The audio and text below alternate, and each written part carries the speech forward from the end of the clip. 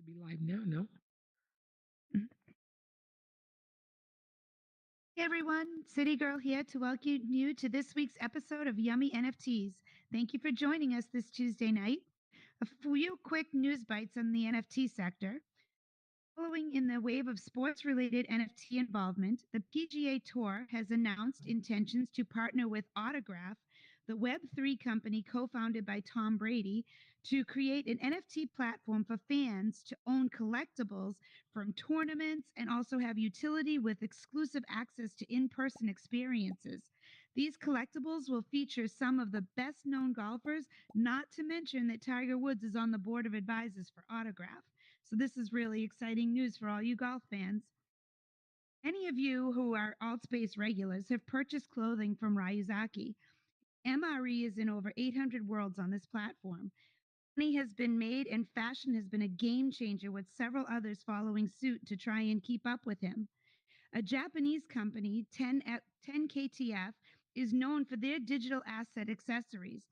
They have partnered with the likes of Gucci and made clothing and accessories for Bored Apes, Cool Cats, CryptoPunks, just to name a few. These assets are NFTs and can be seen on OpenSea. Creator Wagmi-san creates all accessories one to one, which means that they will be only created once, all completely unique. For more information on this interesting company, visit 10ktf.com. There's a lot they're involved in besides just clothing and digital accessories. My favorite movie of all time is Pulp Fiction. Director Quentin Tarantino has come to a settlement with Miramax Pictures after almost a year-long lawsuit to get permission to create NFTs from the screenplay and drawings related to the production. So we should be seeing this collection hitting in the near future. Super excited. Quentin Tarantino is one of my favorite directors. And lastly, in the food industry, NFT restaurants are becoming ever popular. Some are using NFTs as collectibles, and some are capitalizing on utility for exclusivity. In Palm Beach, Florida, they recently opened an NFT restaurant called the Vinyl Fish Club. The restaurant uses NFTs as membership tokens, and members get access to private parties, including concierge services, as well as exclusive menu items and private rooms after hours for cocktails and tastings. Is this the future of high class dining? Probably too early to say, but definitely looks like more to come with bigger benefits. Now, please join me in welcoming tonight's guest. Let's give a round of hearts up for Empress Trash. Welcome, Empress, and thank you for joining us tonight. Hi, thank you. Thank you for having me here. I'm really excited. We have so much to discuss with you.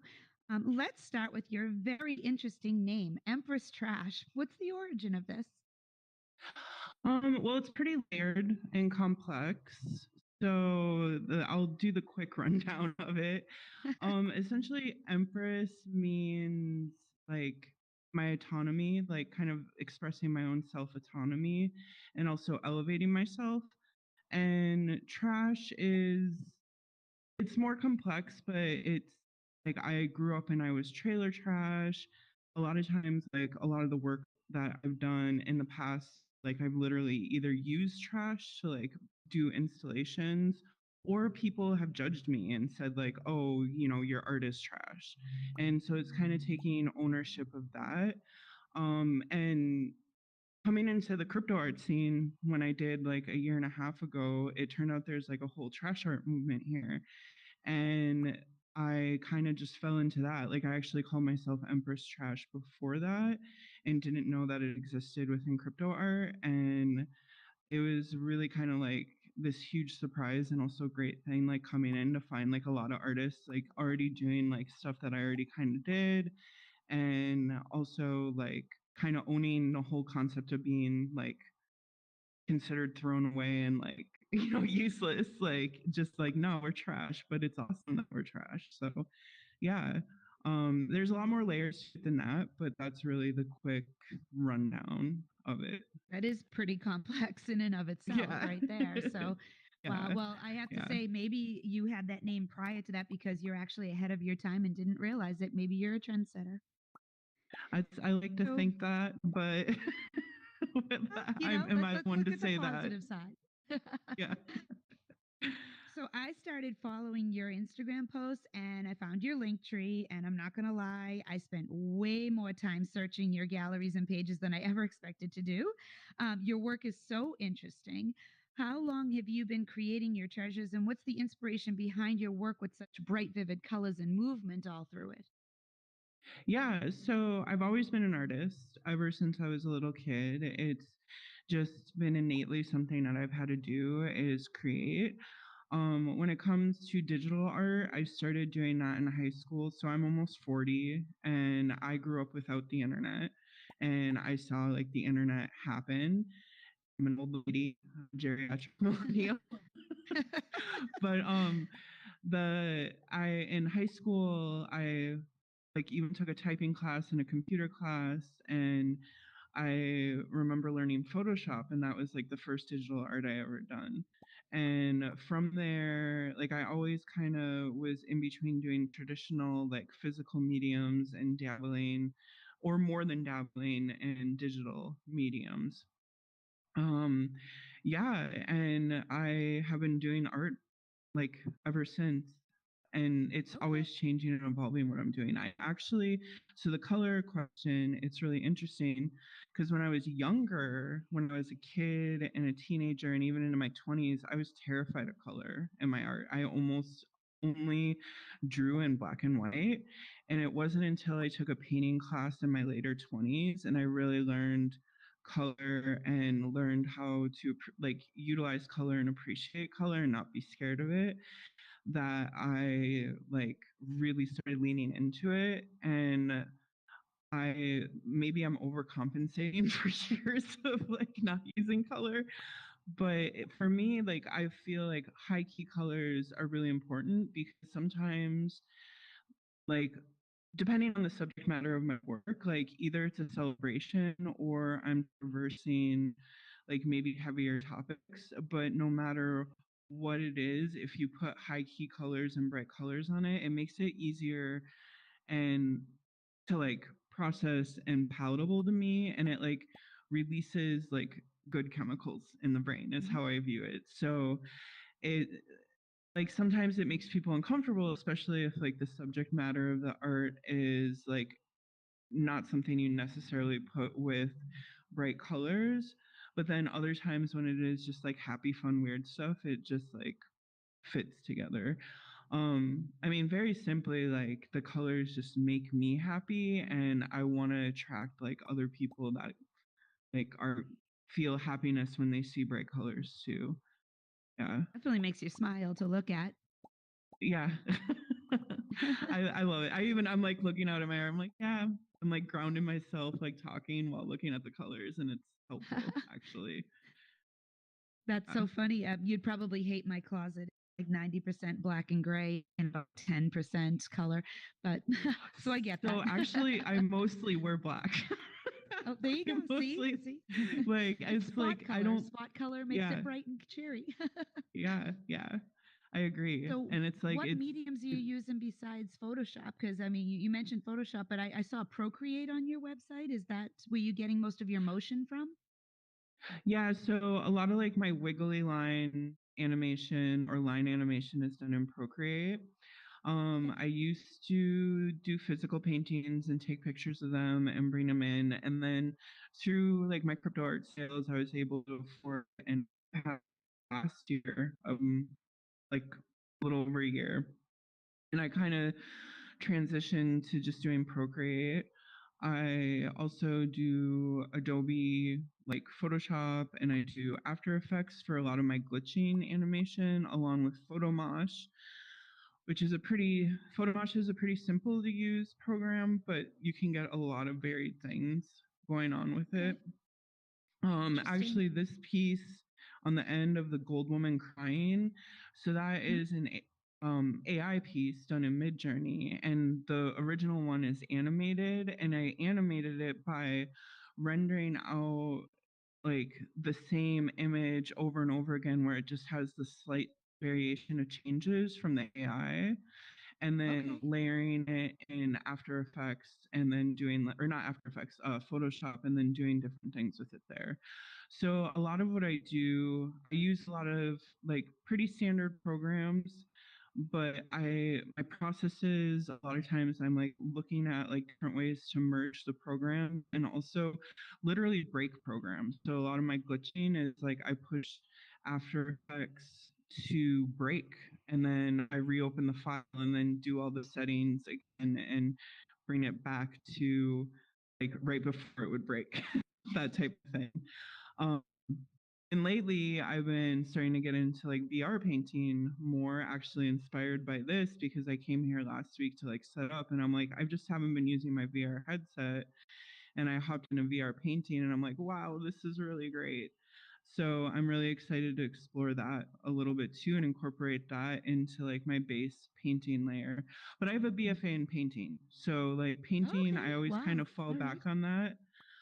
Nice. But I really love animation and like digital glitching and all of that too. So yeah. Amazing. Okay. Have you played around with Gravity Sketch at all? Gravity Sketch a little bit. 3D modeling, my brain still has a hard time with it.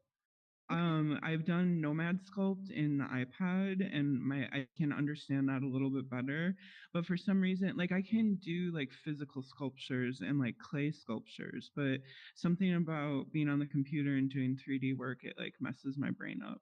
And I'm still trying to get it to like understand it. So that's why I kind of stay with the 2D It's a lot to process. everything. There's so It many is. mediums to use in here. I think you find the ones that you're comfortable with and you excel at Yeah. them and you create beautiful work with it. And that's part of what it's all about too, is finding what your niche is in the whole world of artistry in here. Yeah, So I now agree. there's two schools of thoughts with marketing and minting your NFTs. I mean, some people feel pretty strongly about not selling the same collection on multiple marketplaces, while others, artists, like to spread the work around for the masses.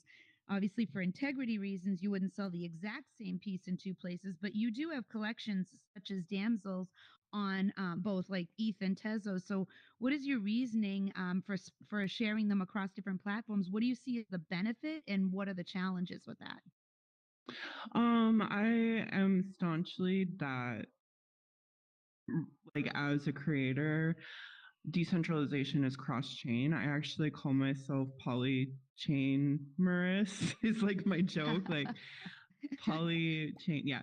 But I really believe that like just focusing on one chain isn't necessarily beneficial to like the longevity of my work, if that makes any sense, Mhm. because like I really still believe in like Ethereum and Tezos networks in general, but like this is all still very new, and we never know like what is going to happen. We can't predict the future fully, and I feel like it gives me comfort knowing my work is on multiple chains. I have some work on Near Protocol too. I just don't promote that as much or mint on there as Okay. often. Um, Specifically to the damsels being cross chain, I did it as like you said, like I don't mint the same pieces on two different chains. Like I just think that's Mhm. bad practice. Of course. But Yeah. within the same collection, I do have like half of it's gonna, when it's finished, will be on Ethereum, and half of it will be on Tezos when I'm done minting them all. And it is really like a statement piece, and Mhm. like that both chains are valuable in a way, and also Sure. like to bridge collectors. So there's ETH maxis and Tez maxis, and I was like, well, like I want to make a statement like you can love a collection no matter what chain it's on. And it really was inspired to by Max Capacity, who's a really good friend of mine, who's a glitch artist, and my Punk, which is Mhm. at the end there, was his collection, and he proved that like he made that a cross-chain collection, and he proved that it could be successful. Like it is a very successful collection Sure. in general. And when he did that, I already was thinking, oh, like I want to do Mm. cross-chain, and that really helped me take the plunge knowing like hey, like I can do it, and there's still a market for Mhm. the work. Like minting cross chain doesn't devalue anything. Some people, but overall like the statement behind it is more important than Mhm. like necessarily like scarcity or Sure. like forcing prices up in an artificial way, maybe like in my Mhm. mind, maybe not artificial, but yeah. I The mean, there's a lot audience, more just so complexities they as with understand, anything with that. you wouldn't want to the reason why you wouldn't want to mint you can't mint the same piece on two different blockchains and have the integrity stay there because obviously they're all unique. You can't have some two of the exact same piece and have the owners of those pieces not be upset about that because it's going to be Yeah. unique. So but you can take a collection if you had 50 pieces and put 25 over here and 25 over here or however you divvy it up as long as each set is unique. Yeah. And that's like exactly the school of thought on it. Mhm. And especially as an artist, it's like we want to reach as many different people as possible. And like I mean, I have my shrooms, which is like a 10K collection, which I'm not like doing a lot of promo or anything for. I just have Mhm. it there, and it's like whenever like it's been slow minting, but it's in general like we don't like as an individual artist we don't have like, teams behind us, we don't have Mhm. like huge things going on, and so I feel it's important the more networks that we are on and Mhm. showing our work and getting visibility, it just helps us in the long run. Of And course. that's why I fundamentally do it, because I just want my Okay. work out there, and I want to like find as many collectors as possible and get like as much like going Exposure. as possible for Yeah, everyone. So yeah, yeah. sure. Now, speaking of your collections, let's talk about a couple of them. Garbage Gremlins is a cute, colorful collection of about what 151 with 47 owners. I saw. So, Yeah. do you have a deadline to your NFTs where they need to be sold by a certain date, or you burn the rest, or do you keep them up indefinitely? I definitely do that for edition pieces. I will burn them. Okay. Hmm. With collections, no, not as much. Like the collection will sit there until it's sold. I just like I really feel like if I especially garbage did an Hmm. AI art collection where it actually was taking some of my abstract drawings and I put it into Midjourney, and it like helped inform Midjourney to create the style of those. And they are just like cute little, they look like monsters summoned like out of garbage, but like really They're adorable. There's one kawaii up there on anime. the wall over there. Yeah, Yeah, they're great. yeah.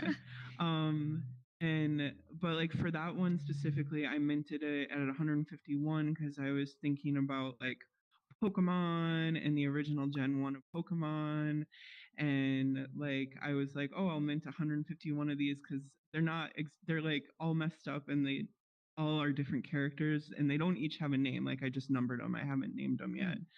I figured it let owners kind of do that if they wanted to. But yeah, for that collection specifically, I wouldn't burn it down because the whole concept of it was to have Mhm. that number specifically to just kind of pay homage to Pokemon in general, which is a game I love. So, Sure. um, yeah, but editions, I will burn the work down. I do that Okay. quite often. I will like release an open edition on like whatever like I just did an Ethereum one where it had a set amount of time like people could collect it. Mhm. Um on Tezos, I'll do the same thing. I'll be like, oh, this will burn 24 hours. You have so much time to get it, because someone's going to pick at least one edition up. And then if no one else does, then Mhm. that person just got a 1-1 for edition prices. And that's Sure. really cool for them. And gets like my keeps my collectors happy and gets them excited Of about course. that type of stuff. But a lot of times, especially the burn cycle editions, it gets people like the Mhm. tipped artists, like it gets Yeah. people Yeah. like moving to Exactly. buy it, like because they're like, oh, it's only a certain amount of time that I can get it, Mhm. and I'm gonna get it, and yeah, and it gets visibility. Editions are just great for that. So Um, explain for the audience. So basically, for those of you who might not be familiar, burning an NFT is really the only way to delete the token from existence. If it's done correctly, it can increase the scarcity and the value of the NFT. So NFTs themselves are unchangeable once minted on the blockchain, but they can be eliminated. And if you need to get rid of an NFT, that really the only way to do it is it's called to burn it. So basically, burning it means destroying it, and just like the NFTs are written to a place where it's all traceable. So when you burn an NFT, it's sent to a verifiable, unspendable address, which ultimately eliminates the NFT from the blockchain. But on the blockchain, the transactions leading up to that are still visible. Yeah. So, Yeah. And you can even see on the NFT when it's burned, like you can see like it being sent to the burn address and knowing that like I sent like 100 editions of something to the burn address or something like that, which that is then verifies for people who collected it knowing I was going to burn it. Then they know for sure, like, okay, she did send them. Like it's on the, even that yeah, is on the blockchain. So yeah, it's a great, everything's I traceable love on the blockchain. everything's traceable. And I love that aspect of it, like especially the edition, Absolutely. because I'm prolific of an artist and I just want to keep putting stuff out there.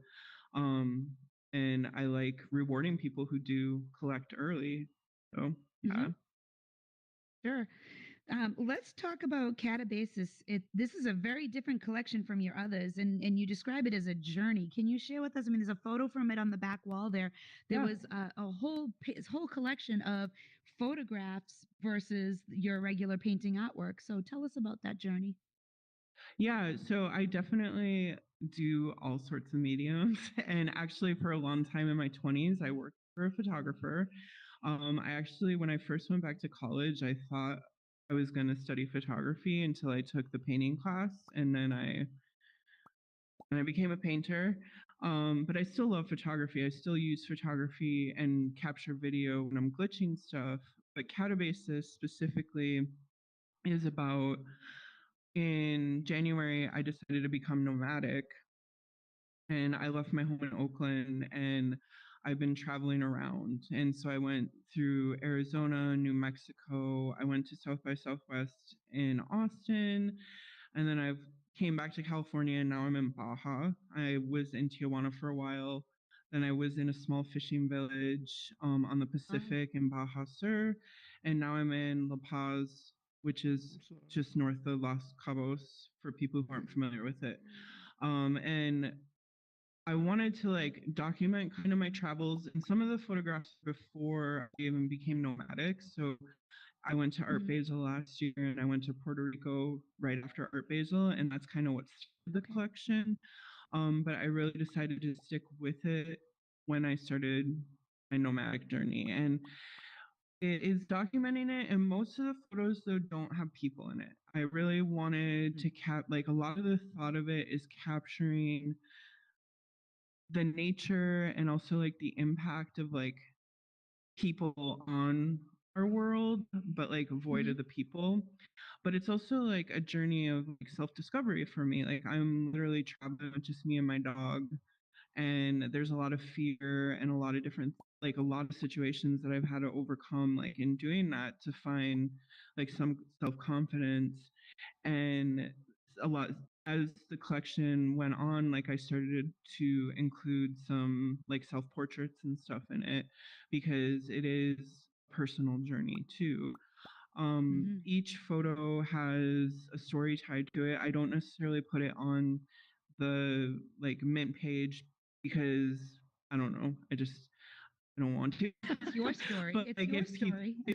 it's my story. But if people like, some people DM me and they ask like, what is this Yeah. photo? Like what was going on with it? And I'll tell them. Or if like they tweet at me, like I'll tell them. Like it's not that it's a secret. It's more of like, I'm wanting, like I'd rather just tell the story to people who are interested, like a talking point Sure. that way than necessarily like putting it out there. Um, but yeah, they all like a lot of it's desert photos because I've been in the desert mostly, and they also just like a few, like I said, a few self portraits, and also like garbage, just like Of sometimes course. very aesthetic garbage because like there's one of my favorites, and I always think of it when I think of all of the photos, is a tire in the middle of the desert that from like a blown out tire. And for some reason that was just such an aesthetic thing to me. And it's such a common sight, but like the whole, there was beer bottles around it and everything. And it just really like captured to me the feeling of driving through endless desert. It's like there isn't much around at some points except just trash. It's like, and Mhm. that's really our legacy as humans a lot of times. And yeah, like I said, each photo has a different story, but overall, it's chronicling my journey. Yeah. So there's a lot of feminism in your work in general, Yes. such as the Queens and Damsels collection. I want to talk to you about your Damsels collection and the study that this supports workers. So in your tagline is they're not distressed, destigmatized sex work. So I read your interview and you put it online. I read through that and this your story. So please, if you're comfortable, can you elaborate on this with us?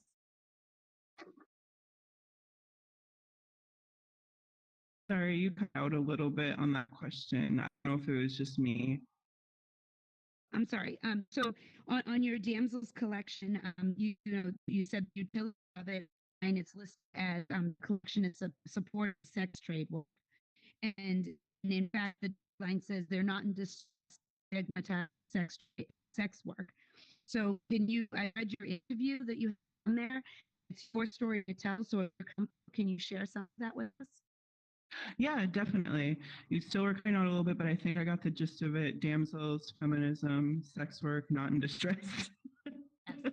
um, but yeah, definitely there is a lot of feminism in my work, and part of that, I mean, I'm a woman, and also part of that, like I'm a survivor, and also I used to be a sex worker too.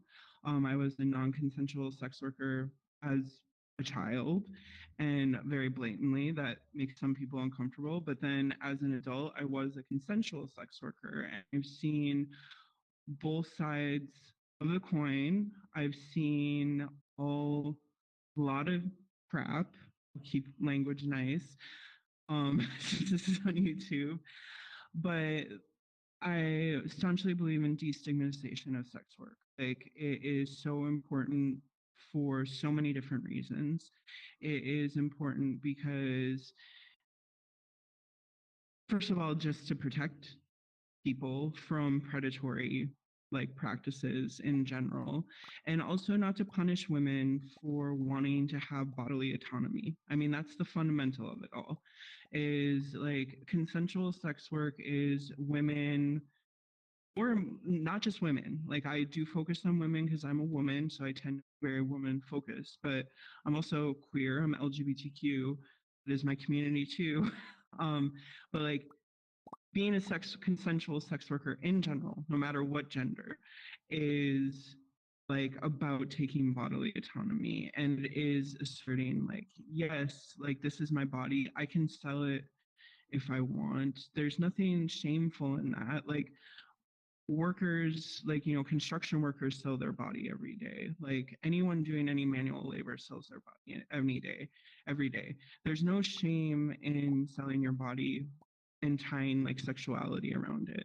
Um, and my damsels in specific, they are very much about that because it started actually with Fame Lady Squad, which I'm sure quite a few of you are familiar with, is a PFP collection that came out last year.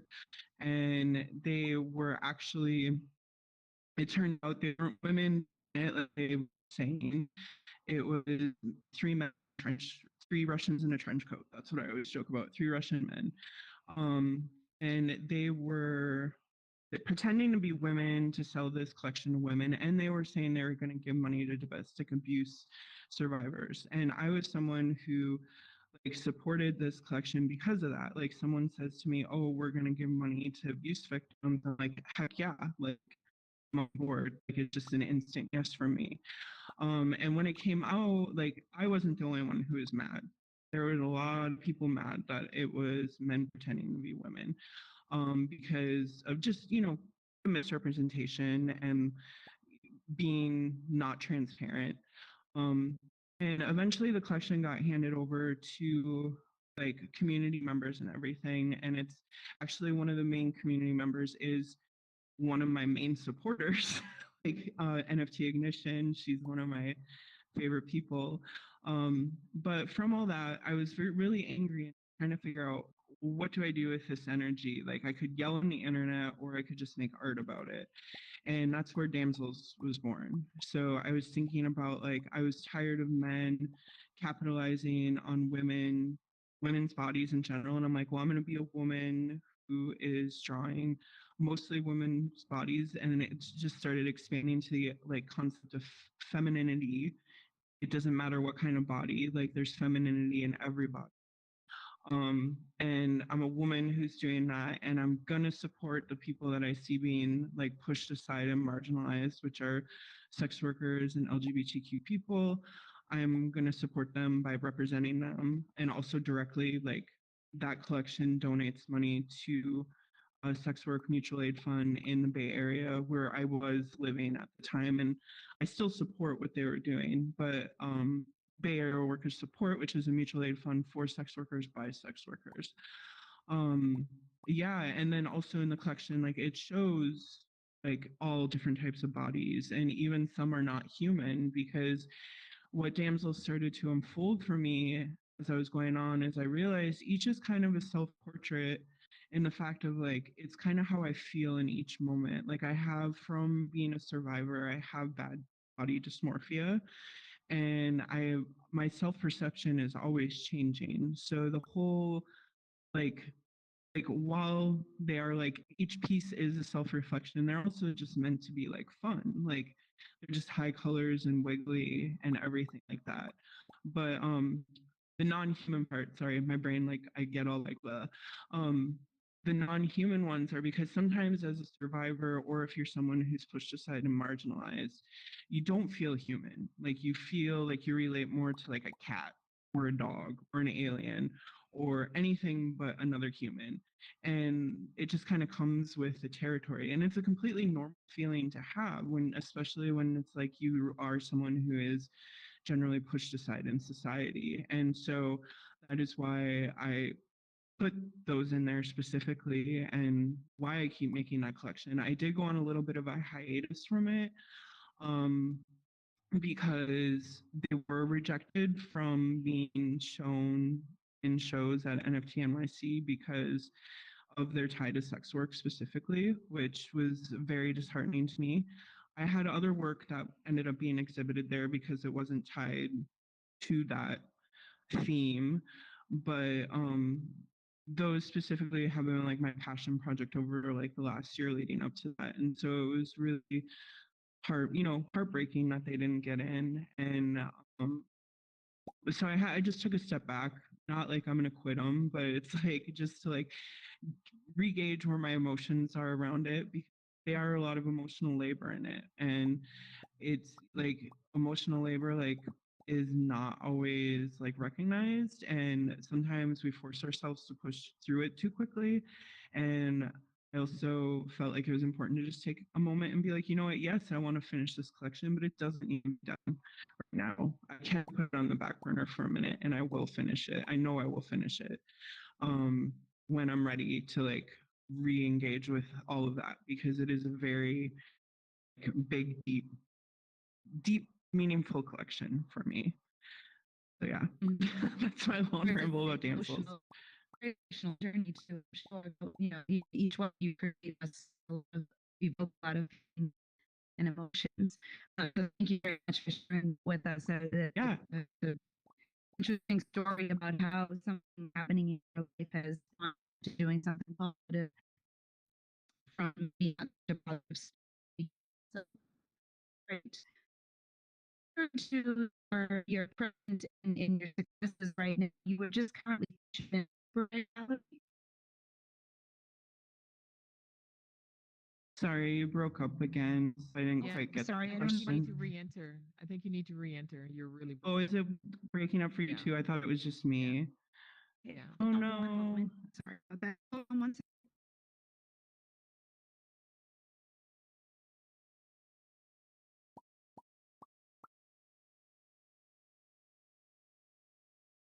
This is alt space doing alt space.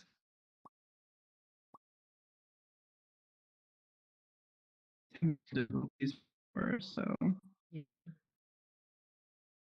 Over here too. Let me give you a I apologize. You hear me now? yeah. Yeah, much better. Okay, sorry about that. Sometimes in all space we have a little bit of technical difficulties, but nothing we can't overcome.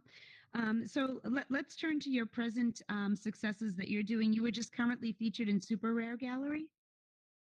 Yeah, my piece Vanilla is actually currently in Soho at in New York. So that is an interesting story because Vanilla, actually the piece that I made processing like a lot of the feelings of censorship and rejection that I felt for the damsels not being in New York. And I knew it was going to be my super genesis. I met NFT Girl at South by Southwest. She told she was like, "Oh, I want you to be on Joya NFTs," which is her YouTube show, interviewing artists. And that she wanted me to start creating a piece on the show. And then when finishing it, it would be in her Joya NFT gallery on Superrare. So I knew the entire time that it was going to be my Superrare Genesis. And I was like, from April until I knew it was going to be dropping in like August, September, somewhere in there, I was really working on like processing the emotions and putting it in there of like the theme was chaos, and I'm like, well, I'm feeling a lot of chaotic emotions about this.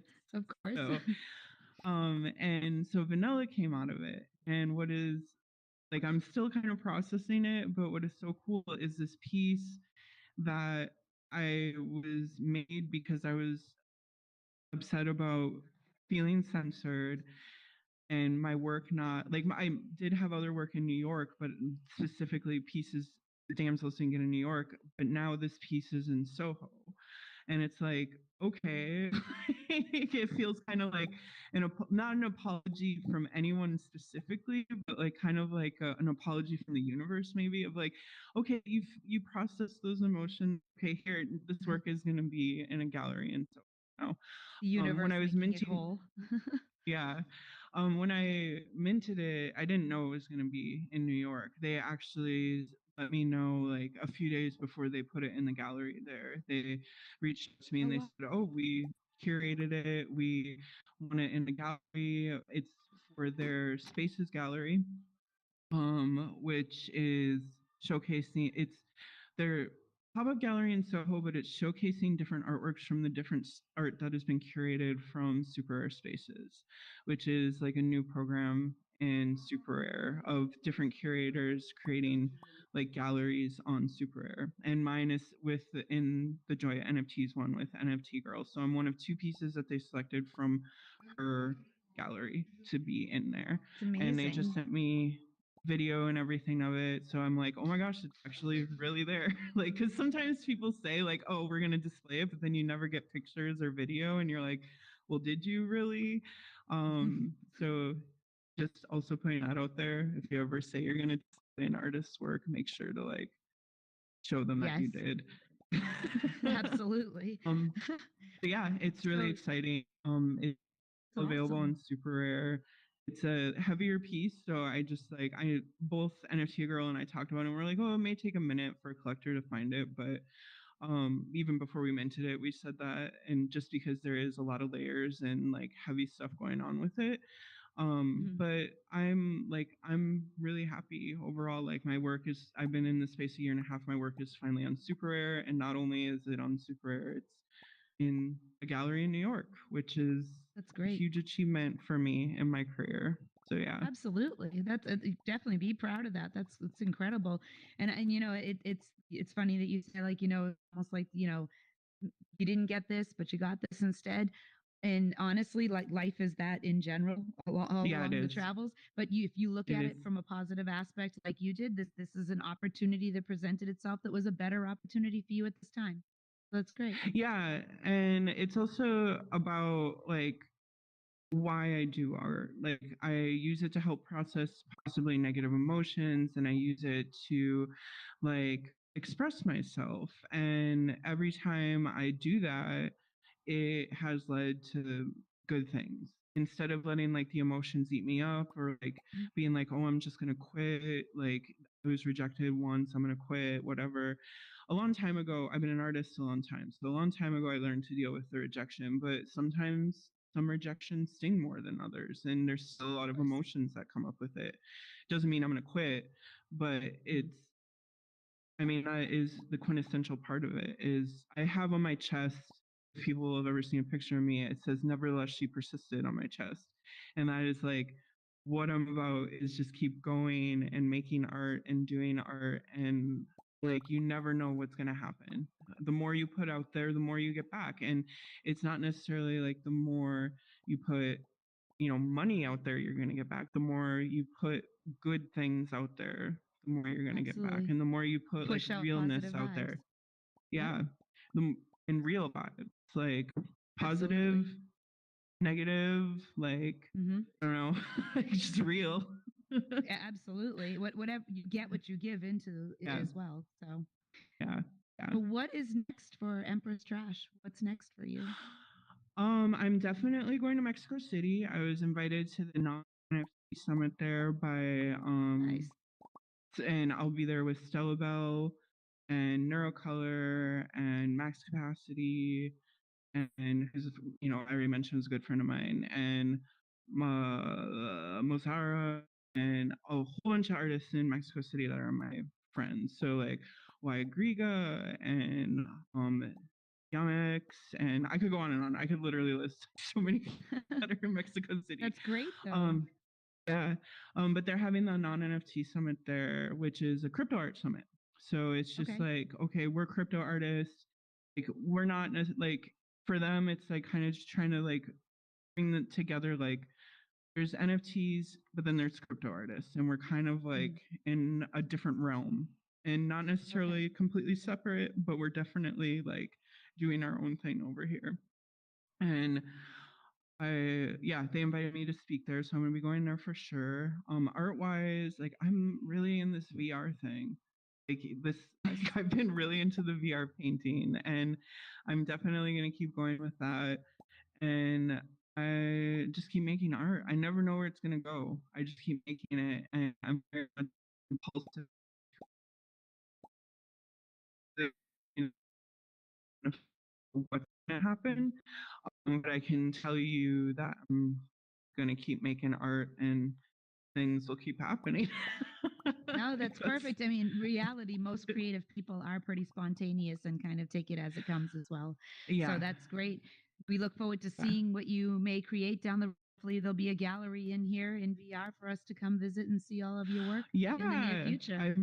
I'm really thinking about that. I own so many works on Tezos too, of like my friends and everything. Like I've been like, oh man, I need to build VR galleries now. I'm like, the art studio I've been working in and painting VR, I've been like starting to put up artwork of my friends in it. Like I'm so excited now that I've gotten my sea legs a little bit and I don't get as nauseous in here. Like that's I'm great. totally like I'm about the VR. It's great. Yeah. Nice. We are going to open up the floor. We're going to put up the raise hand feature so people can ask you questions. If everyone will just take a moment to read the event, we strive for 5 to keep the event alive. And also, if you look over here on the wall, you see that you can get a free POAP NFT of today's event. You just send it to our Instagram account. You have a copy of the POAP link for tomorrow so you can mint your own NFT. And do we have any questions from the audience for Empress Trash?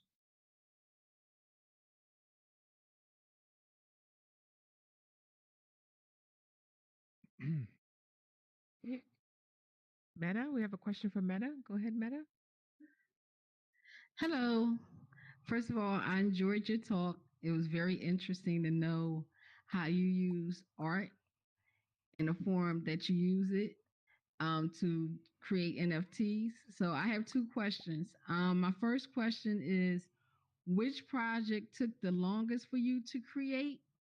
My second question is, which NFT project is a fan favorite? Awesome. Yeah, Damsels is definitely the longest. Not even done yet. It's still going. And fan favorite, I again, like people love the damsel, and they like the people who love damsels really love the damsels, and the like it does have its haters, but it really has like a strong fan base, I would say. Overall, like I think like my Tezos work tends to be more popular. I mean, like my ETH work sells, but overall, like my Tezo, I'm very much more popular on Tezos in general. If we're gonna talk about chain, specifically, but ETH, like it ebbs and flows. It ebbs and flows. I just did an open edition, like I said, over the weekend, a free open edition, and 1,400 wallets claimed it on Ethereum. So I know someone probably botted it a little bit, but like if someone, but like I still, it doesn't insult me if it did, because it's one of those things of like if someone thought my work was great enough that they wanted like 1,000 copies of it, like more power to them. Like, you know, um, but yeah, like so that hit well. Like that obviously like was popular enough to have that many minting. That one piece in specifically, which was Venus to the Machine, was the title of that one. But I would say overall, like thematically, like my work that is dealing with like femininity and woman issues and figures tends to be more overall than anything else.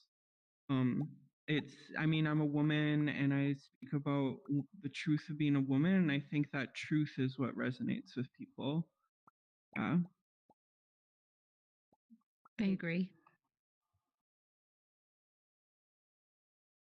Do we have any other questions? Yeah, we have a question from DJ. Ed? Yes, hi. Just not a question, but more like a statement. I'll tell you this: amazing interview, and really great story. Thank you so much for sharing your story with us. And I just wanted to tell you that your colors makes me happy too. It's just so amazing. Your art is so great, and I'm just really amazed how you're channeling that energy of yours into creating something that is just so beautiful. Like that one over there, if I didn't catch the name of it, it's just so beautiful. Like all of them are, but that one is like wow. So I just wanted to Thank you. say that. Thank you. It's And just great work. I think like I would call it transmutation, because a lot of times it's a lot of anger or like negative emotions that go into like my work, but I try to like transmute them to like be positive and be something that is good. So thank you for noticing that. But yeah, that's, I would call it that word, or trash mutations. That's a joke that's gone around. I don't want to see you angry, but I really like to continue getting that energy and just creating these stuff because Well, I mean, that's, being angry is part of like being a human. Like it's not It's a feeling a and bad emotion. thing. Yeah, of course. Yeah, it's not. I don't ascribe like it being good or bad, and I think that's how I'm able to channel it how I do. It's just like anger is anger. beautiful. I don't want to take it out on other people. That's my big thing. It's what you do with the emotions that is Yeah. the final, Yeah. makes a Yeah, difference. yeah. Yeah. Anger and Beautiful. passion Thank are you. very closely tied together, and it's Absolutely. very easy actually to take anger and turn it into a passion.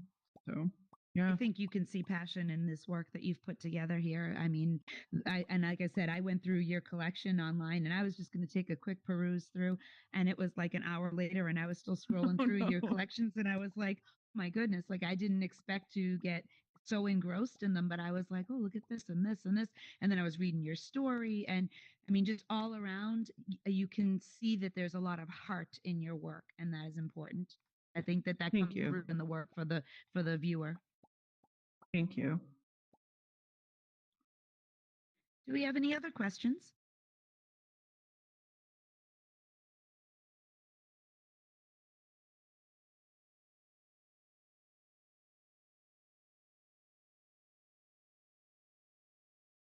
I really thank you for coming on today and and sharing your story with us. And it's a very heartfelt story. Appreciate hearing it. And it's, to me, I always love seeing somebody rise above the challenges that life has put in front of them and make something positive out of it. Life is tough. We should all be helping each other through it. I think that, you're talking about this community that you're going to go to Mexico with, that you're all coming together for this common goal. I think when you have a support system like that, it helps you build creativity because you feed off of each other, the energy that you get from each other. I think that that's all, an amazing thing.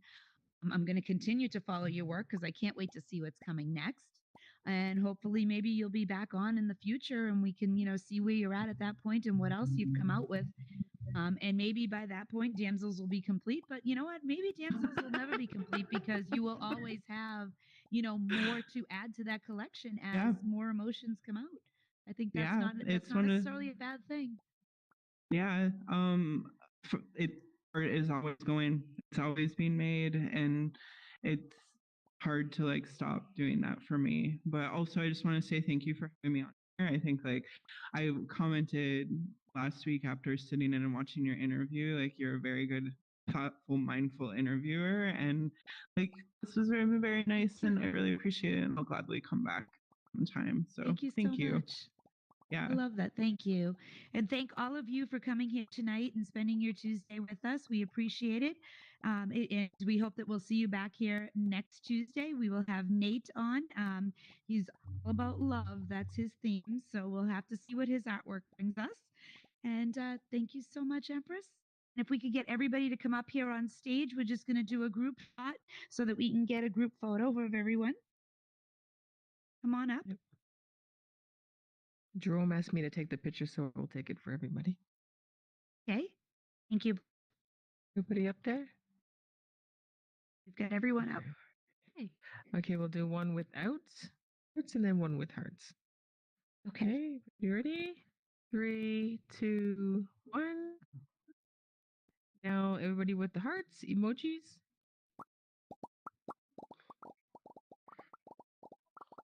Three, 2, 1. Perfect. Thank you. Thank you. Thank you. Thank you. Thank you so much. It was such a great interview. Loved hearing your story. Yeah, thank you again. Thanks so No, much, I really was. Oh, look who's here. Really was. Hey, how are you? Hey, how are you? Hey. I'm good. How are you? Yeah, I'm looking forward to like more of your How's work been? like everything that you were